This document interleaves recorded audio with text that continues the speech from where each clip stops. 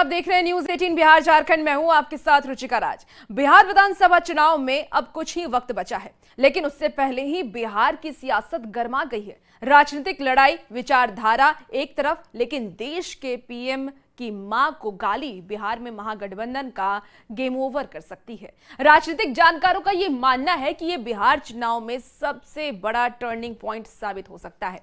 इस रिपोर्ट को दिखाते हैं।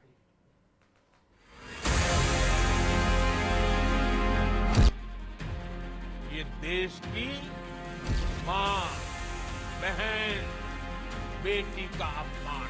भारत माता की। बिहार में आरजेडी और कांग्रेस के मंच से पीएम नरेंद्र मोदी को मां की गाली दी गई थी। अब इस पर पीएम नरेंद्र मोदी ने भी जवाब दिया। कहा कि ये गालियां सिर्फ मेरी मां का अपमान नहीं, बल्कि ये देश की मां, बहन, बेटी का अपमान है। मुझे ऐसे दुखों को सहने की ताकत मिलेगी, लेकिन उस मां का कोई गुनाह नहीं है जो अपना शरीर छोड़ करके चली गई है, जिसने किसी से कुछ लिया नहीं है, जिसका राजनीति से कोई लेना देना नहीं है। उस मां को गाली पड़ती है तब पीड़ा असह्य हो जाती है, वेदना असह्य हो जाती है। और इसलिए माताएं, बहनें, वो दर्द आपके सामने एक बेटे की तरह आया तो यूं ही निकल गया है। 29 अगस्त की वो तारीख थी जब बिहार के दरभंगा में राहुल गांधी की यात्रा के दौरान कांग्रेस के मंच से पीएम मोदी की दिवंगत मां को गाली दी गई थी। बिहार की धरती पर कांग्रेस के मंच पर घटी इस शर्मनाक घटना की पीड़ा आज पीएम मोदी के शब्दों में साफ साफ देखने को मिली। पीएम मोदी ने कहा कि सोने चांदी के चम्मच लेकर शाही घरों में पैदा हुए युवराज एक गरीब मां की पीड़ा कभी नहीं समझ सकते। इन्हें तो सत्ता अपने घर की विरासत लगती है। एक गरीब मां की तपस्या, उसके बेटे की पीड़ा, ये शाही खानदानों में पैदा हुए युवराज नहीं समझ सकते। ये नामदार लोग तो सोने चांदी का चम्मच लेकर पैदा हुए हैं। वो तो यही मानते हैं कि देश और बिहार की सत्ता इन्हें अपने खानदान की विरासत लगती है। पीएम के बयान पर कांग्रेस नेता तारिक अनवर ने पलटवार किया। उनका कहना है कि पीएम मोदी को ये बात उस वक्त याद रखनी चाहिए थी जब उन्होंने सोनिया गांधी के खिलाफ अपशब्दों का इस्तेमाल किया था। देखिए, ये बात उनको उस समय भी याद करनी चाहिए थी या ध्यान रखना चाहिए था जब उन्होंने कांग्रेस के अध्यक्ष शाह और राहुल जी की माता सोनिया जी के बारे में इस तरह के अपशब्द का इस्तेमाल किया था। बता दें कि पीएम मोदी की मां को गाली देने के विरोध में बीजेपी कार्यकर्ता अलग अलग राज्यों में कांग्रेस और विपक्षी गठबंधन के खिलाफ प्रदर्शन कर रहे हैं। बीजेपी ने कल सुबह 7 बजे से दोपहर 1 बजे तक बिहार बंद का ऐलान किया है। राहुल गांधी के वोटर अधिकार यात्रा के दौरान पीएम मोदी की मां के लिए कहे गए अपशब्दों को लेकर बीजेपी ने बिहार बंद का आह्वान किया है। Bureau report, news 18। Akhilesh Yadav की बिहार यात्रा को लेकर के उत्तर प्रदेश के उप मुख्यमंत्री केशव प्रसाद मौर्य ने एक बार फिर से तंज कसा है। उन्होंने ये कहा कि अखिलेश का बिहार ही नहीं, बंगाल में भी कोई जनाधार नहीं है। उन्हें अब सफाई की यात्रा ही करनी चाहिए। इससे पहले बिहार यात्रा के दौरान अखिलेश ने यह कहा था कि हमने बीजेपी को अवध से हराया, अब मगध से भी हराएंगे। ये रिपोर्ट दिखाते हैं। गुब्बारे में हवा भरी हुई है ना, तो जनता निकाल देगी। हम लोगों ने मिलकर के अवध में हराया था, इस बार मगध में आपकी जिम्मेदारी है भारतीय जनता पार्टी को हराने के लिए। उत्तर प्रदेश में सपा का कोई भविष्य नहीं, सफाई यात्रा की तैयारी करेंगे। बिहार में राहुल तेजस्वी की सियासी यात्रा में शामिल हुए अखिलेश यादव को लेकर बीजेपी ने बड़ा हमला बोला है। डिप्टी सीएम केशव प्रसाद मौर्य ने पूछा है कि आखिर किस जनाधार पर अखिलेश बिहार में सपोर्ट करने पहुंच गए। दरअसल चुनावों की तैयारी को लेकर राहुल गांधी और तेजस्वी यादव ने वोटर अधिकार यात्रा निकाली। इस यात्रा में अखिलेश यादव भी शामिल हुए। इस यात्रा में अखिलेश ने जहां चुनाव आयोग और वोट चोरी को लेकर बीजेपी को घेरा, वहीं कहा कि अवध में हमने बीजेपी को हराया, अब मगध में हराने की आपकी बारी। और जो जोश दिखाई दे रहा है वो बीजेपी की हार लिखेगा इस बार बिहार। अभी चुनाव में हम लोगों ने मिलकर के अवध में हराया था। इस बार मगध में आपकी जिम्मेदारी है भारतीय जनता पार्टी को हराने के लिए। डिप्टी सीएम केशव प्रसाद मौर्य ने एक बार फिर अखिलेश पर निशाना साधा है। बिहार में वोटर अधिकार यात्रा में अखिलेश के शामिल होने पर उन्होंने कहा कि अखिलेश यादव का ना तो बिहार में जनाधार है, ना ही बंगाल में जनाधार है। अब वो सफाई यात्रा की तैयारी करें। अखिलेश यादव जी का बिहार में कुछ नहीं है, बंगाल में कुछ नहीं है, देश में कुछ नहीं है। आजकल गुब्बारे में हवा भरी हुई है ना, तो जनता निकाल देगी। उत्तर प्रदेश में क्या है सर सपा का? उत्तर प्रदेश में सपा का कोई भविष्य नहीं, सफाई यात्रा की तैयारी करेंगे। केशव प्रसाद मौर्य ने इससे पहले भी बिहार में विपक्षी दलों की यात्रा पर निशाना साधा था। उन्होंने इसे परिवारवादी बताते हुए चोर चोर मुसेरे भाई बताया था। वहीं समाजवादी पार्टी भी बीजेपी पर पलटवार कर रही है। महाराष्ट्र के मुख्यमंत्री देवेंद्र फडणवीस एक बार फिर से विपक्ष पर भारी पड़े हैं। सोमवार शाम तक मनोज जारंगे पाटिल का मराठा आंदोलन उनके लिए एक बड़ा सरदर्द बनता दिख रहा है और बॉम्बे हाई कोर्ट में सुनवाई से पहले ही फडणवीस ने पूरी बाजी को पलट दिया है। सरकार ने मनोज जारंगे की 8 में से करीब 6 मांगे मान ली है और जारंगे ने जीआर मिलने के बाद अनशन खत्म करने का ऐलान भी कर दिया है। ये रिपोर्ट देखिए।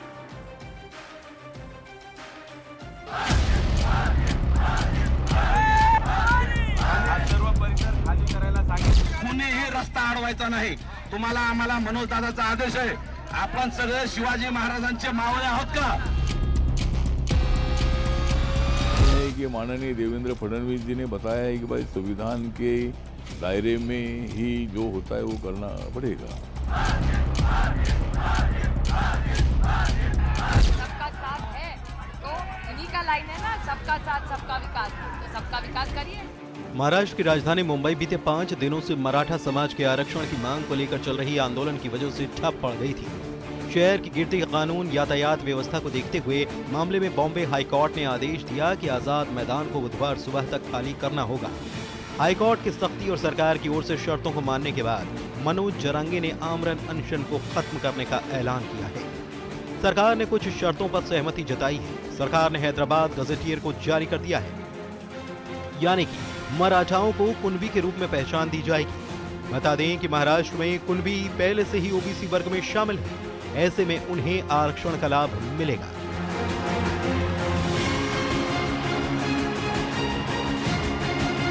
हालांकि सरकार के इस फैसले से अब पूरे महाराष्ट्र में मराठा बनाम ओबीसी की जंग तेज हो सकती है, क्योंकि महाराष्ट्र में ओबीसी समुदाय इस कैटेगरी में मराठा आरक्षण का विरोध कर रहा है। महाराष्ट्र सरकार में मंत्री छगन भुजबल ने ऐलान किया है कि अगर ऐसा हुआ तो ओबीसी के साथ अन्याय होगा और इसके खिलाफ ओबीसी समाज भी आंदोलन के लिए मजबूर होगा। मराठा विजय झाला, आज विजय झाला, सुखी झाला। मराठा विजय झाला, आज विजय झाला, सुखी झाला।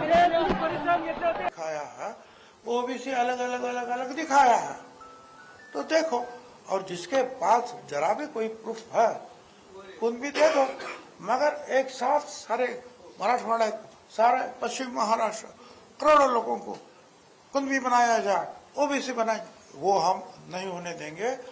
हमने आज मुख्यमंत्री से भी मुलाकात की, उप मुख्यमंत्री, उनसे भी दरख्वास्त की कि ये नहीं होना चाहिए, हमारे ऊपर अन्याय न हो। महाराष्ट्र की आबादी में करीब 38% हिस्सेदारी ओबीसी की है, जबकि मराठा आबादी भी 28% है।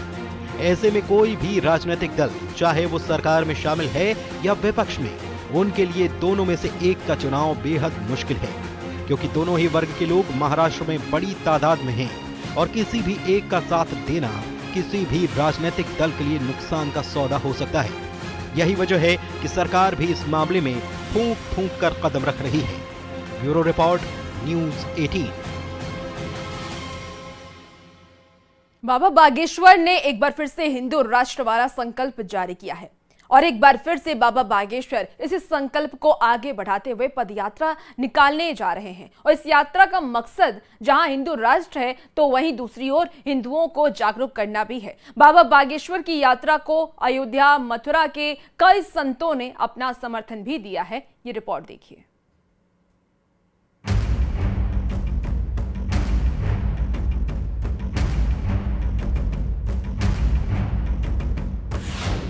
बाबा का संदेश, हिंदू होगा एक।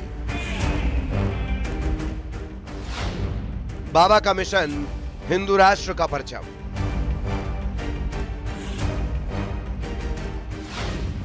दिल्ली से मथुरा, हिंदुओं की एकता। बागेश्वर धाम के पीठाधीश्वर पंडित धीरेन्द्र कृष्ण शास्त्री अक्सर अपने बयानों के कारण सुर्खियों में रहते हैं, तो वहीं दूसरी ओर उनका हिंदू राष्ट्र वाला संकल्प जारी है और इसके लिए समय समय पर अलग अलग सभाएं और यात्राएं आपने देखी ही होंगी। एक बार फिर बाबा बागेश्वर इसी संकल्प को आगे बढ़ाते हुए पदयात्रा निकालने जा रहे हैं। इस यात्रा का मकसद जहां हिंदू राष्ट्र है तो दूसरी ओर हिंदुओं को जागरूक करना भी है। भारत को पुनः खंड खंड करने की तैयारी है। भारत में लगातार विदेशी ताकतें सक्रिय हैं। सनातनीय परंपरा पर लगातार उंगली उठाई जा रही है। यमुना जी की स्थिति देखकर, गौ माता की स्थिति देखकर, ब्रज की स्थिति देखकर और विदेशी ताकतें लव जिहाद, लैंड जिहाद, थूक जिहाद, मूत्र जिहाद के द्वारा लगातार हिंदुओं पर जो कुठाराघात हो रहा है, उस कुठाराघात को हटाने के लिए जो जातियों में विद्वेष मचा, जो जातिवाद, क्षेत्रवाद, भाषावाद मचा, उन तीनों वादों को शून्य करने के लिए, भाषावाद, क्षेत्रवाद और जातिवाद को शून्य करने के लिए हमने पुनः प्रण लिया कि अब दिल्ली से वृंदावन तक हम पुनः पैदल 140 किलोमीटर चलेंगे। इस कात्यायनी माता मंदिर से चलकर श्री धाम वृंदावन आएंगे, बांके बिहारी के दर्शन करके यमुना महारानी के क्षेत्र में पदयात्रा को विराम देंगे। बाबा बागेश्वर ने यात्रा का ऐलान कर दिया है। दूसरी ओर इस यात्रा के जरिए हिंदुओं को एक बार फिर एकजुट करने निकले हैं। फिलहाल देखना होगा कि बाबा की ये यात्रा कितना कमाल करती है। Bureau report, news 18। और इसी बीच देखिए मोतिहारी से बड़ी खबर आ रही है, जहां कोटवा के राजापुर के पास बस पलट गई है। NH 27 पर दिल्ली जाने वाली बस पलटी है। हादसे में कई लोग घायल हो गए हैं। पुलिस ने घायलों को अस्पताल पहुंचाया। बस में लोगों के फंसे होने की भी आशंका है। पुलिस राहत बचाव कार्य में जुटी हुई है। ये बड़ी खबर आपको मोतिहारी से बता रहे हैं, जहां सड़क हादसा हो गया है। कोटवा के राजापुर के पास बस पलट गई। NH 27 पर दिल्ली जाने वाली बस पलटी है। हादसे में कई लोग घायल हो गए हैं। अफरा तफरी का वहां पर माहौल है। तस्वीरें भी टीवी स्क्रीन पर इस वक्त आपको दिखा रहे हैं। पुलिस को इस बात की सूचना दी गई। पुलिस मौके पर पहुंची और घायलों को अस्पताल पहुंचाया है। फिलहाल बहुत सारे लोगों के अंदर फंसे होने की आशंका है, उसे लेकर भी राहत बचाव कार्य जारी है। तो बड़ी खबर मोतिहारी से, पुलिस राहत बचाव कार्य में जुटी हुई है और जो लोग घायल हुए। और ज्यादा जानकारी के साथ न्यूज़ 18 संवाददाता अवनीश इस वक्त सीधे हमारे साथ फोन लाइन पर जुड़ गए हैं। अवनीश, कैसे ये हादसा हुआ और कितने लोग घायल हुए हैं, क्या कुछ जानकारी मिल पा रही है? हाँ बिल्कुल, देखिए ये बड़ी घटना है। मोतिहारी के कोटवा के डिपो मोड़ के पास ये घटना घटी है और दिल्ली ये बस जा रही थी। अमूमन काफी संख्या में पूर्वी चंपारण जिले से लोग जो है वो दिल्ली जाते हैं और बस के माध्यम से जाते हैं। तो ऐसी स्थिति में बस चालक के असंतुलन होने को लेकर बस जो है वो पलट गई और लगभग 2 दर्जन से ज्यादा यात्री घायल हो गए हैं। सभी यात्री जो है दिल्ली जा रहे थे और रास्ते में ही बस दुर्घटनाग्रस्त हो गई। बस पलट गई, बीच सड़क पे ही पलट गई। आनंद फानन में पुलिस की टीम वहां पहुंची। सभी घायलों को इलाज के लिए सदर अस्पताल लाया गया है। सभी की इलाज जो है वो की जा रही है। लेकिन बड़ी घटना है, काफी संख्या में लोग अभी फंसे भी होने की सूचना जो है वो मिली है। कई लोग ऐसे हैं जिनको अभी तक निकाला नहीं गया है, उनका रेस्क्यू किया जा रहा है। पुलिस उनका रेस्क्यू कर रही है। अवनीश, जो लोग अंदर फंसे हैं उन्हें किस तरीके से पुलिस बाहर निकाल रही है? हाँ बिल्कुल, देखिए पुलिस पूरे जो बस पलटी है, बस के शीशा को तोड़कर जो है जो भी फंसे लोग यात्री है उनको निकाल रही है और उनको निजी अस्पताल में तत्काल भेज रही है। कुछ घायलों को मोतिहारी के सदर अस्पताल में लाया गया है, जहां उनका इलाज चल रहा है। अभी तक मौत की पुष्टि नहीं हुई है, अभी तक कैजुअलिटी नहीं हुई है, लेकिन घायलों की संख्या लगभग 2 दर्जन से ज्यादा है। तो ऐसी स्थिति में पूरी जांच जो है वो भी होगी कि आखिर बस कैसे पलटी, आखिर किसकी लापरवाही है। लेकिन जो घटना घटी है, घटना के बाद जो रेस्क्यू का काम है वो किया जा रहा है। कितने लोग इस बस में सवार थे, क्या पुलिस की तरफ से कोई जानकारी मिल पाई है? देखिए लगभग 80 लोग इसमें सवार थे, जो जानकारी अभी तक मिल रही है। इसमें 80 लोग सवार थे और सभी लोग दिल्ली जा रहे थे। इसमें ज्यादातर लोग मजदूर वर्ग के लोग हैं जो बाहर काम करने जाते हैं, वैसे तबके के लोग ज्यादा हैं और उसमें कुछ बच्चे भी हैं जो परिवार वालों के साथ भी वो जा रहे थे। तो 80 लोग सवारी इसमें यात्रा कर रहा था, लेकिन जो घायल हैं लगभग 2 दर्जन से ज्यादा घायल होने की सूचना जो है वो अभी तक मिल रही है। ठीक है, तो देखिए ये तस्वीरें भी टीवी स्क्रीन पर दिखा रहे हैं। भयावह तस्वीर है जिसमें बस पलट गई है और बस पलटने की वजह से कई लोग घायल भी हो गए हैं। बहुत शुक्रिया अवनीश तमाम जानकारी के लिए। तस्वीरें भी अपने दर्शकों को दिखा रहे हैं। ये बहुत ही दर्दनाक घटना है और फिलहाल जो लोग घायल हुए हैं उन्हें अस्पताल में भर्ती कराया गया है। कुछ लोगों का रेस्क्यू अभी भी किया जा रहा है, जो लोग अंदर बस में फंसे हुए हैं। तो पुलिस मौके पर मौजूद है और रेस्क्यू कर रही है। चलिए खबरों में आगे बढ़ेंगे। आज पटना मेट्रो का ट्रायल रन कराया गया है और मेट्रो का उद्घाटन 15 सितंबर को संभावित बताया जा रहा है। अभी तक आधिकारिक तारीख का ऐलान नहीं किया गया है। उद्घाटन के पहले मेट्रो का ट्रायल रन करवाया जा रहा है। सरकार ये चाहती है कि विधानसभा चुनाव से पहले मेट्रो के पहले चरण को चालू कर पटना और बिहार के लोगों को एक बड़ा तोहफा दिया जाए। आज बिहार सरकार के नगर विकास मंत्री जीवेश मिश्रा और विभाग के अधिकारी ने मेट्रो की तैयारियों का जायजा लिया है।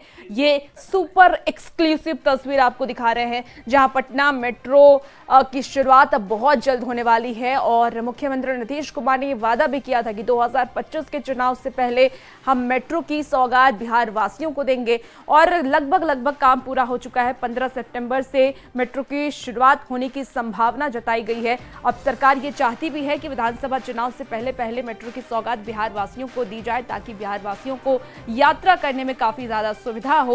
और इसे ही लेकर के देखिए, आज बिहार सरकार के नगर विकास मंत्री जीवेश मिश्रा और विभाग के अधिकारियों ने मेट्रो की तैयारियों का जायजा लिया। ज्यादा जानकारी के साथ न्यूज 18 संवाददाता शैलेंद्र इस वक्त सीधे हमारे साथ फोन लाइन पर जुड़ गए हैं। शैलेंद्र, मेट्रो की तैयारियों का जायजा मंत्री और अधिकारियों की तरफ से लिया गया है, क्या संभावित उम्मीद है, क्या 15 सितंबर से मेट्रो की शुरुआत हो जाएगी?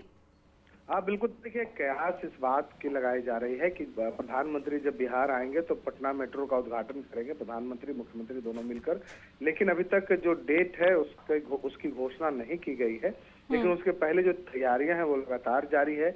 आज भी मेट्रो का निरीक्षण किया गया मंत्री और सरकार के अधिकारियों के द्वारा। इसके पहले मुख्यमंत्री ने भी जाकर के वहां जायजा लिया था और एक तरीके से ट्रायल रन भी कराया गया मेट्रो का।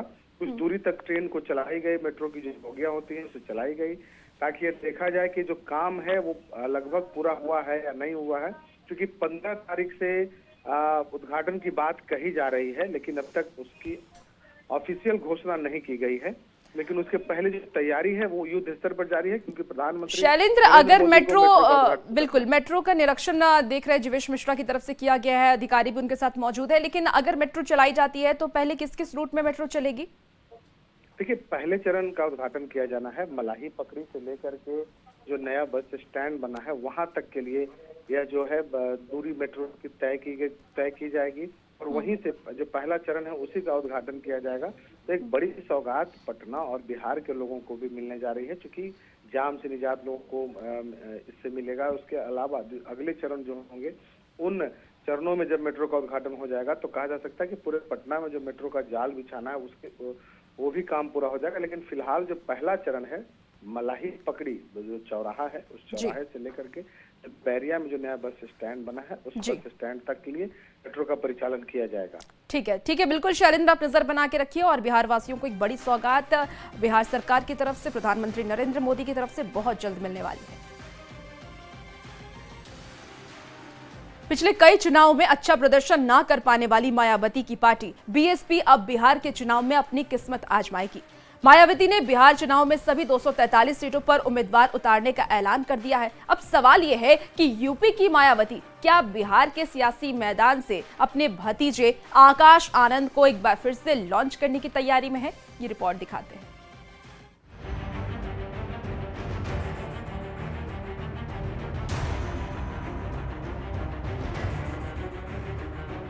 यूपी में 2022 के विधानसभा चुनाव में बीएसपी का सिर्फ एक कैंडिडेट जीता।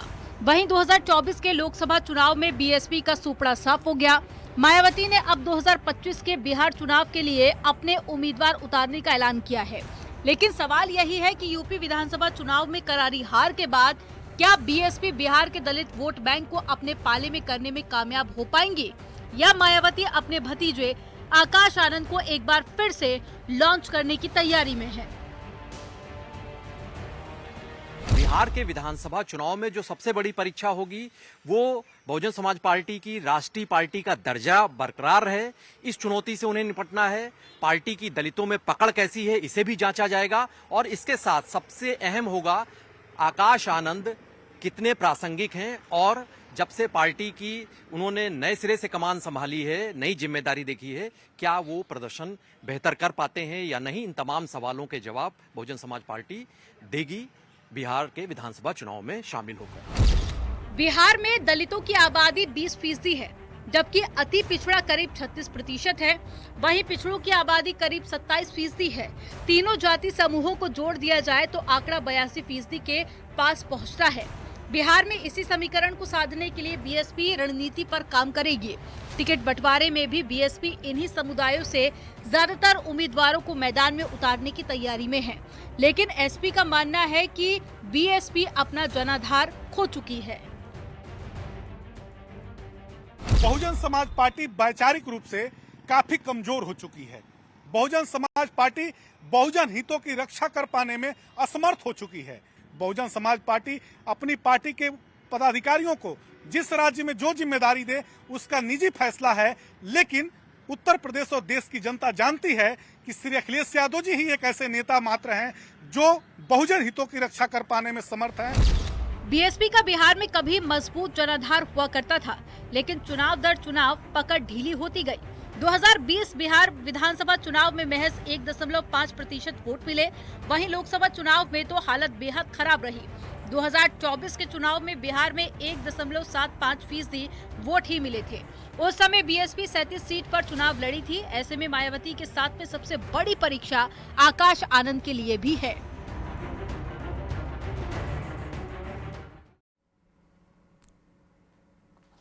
फिलहाल इस बुलेटिन में इतना ही। आप बने रहिए न्यूज़ 18 बिहार झारखंड के साथ।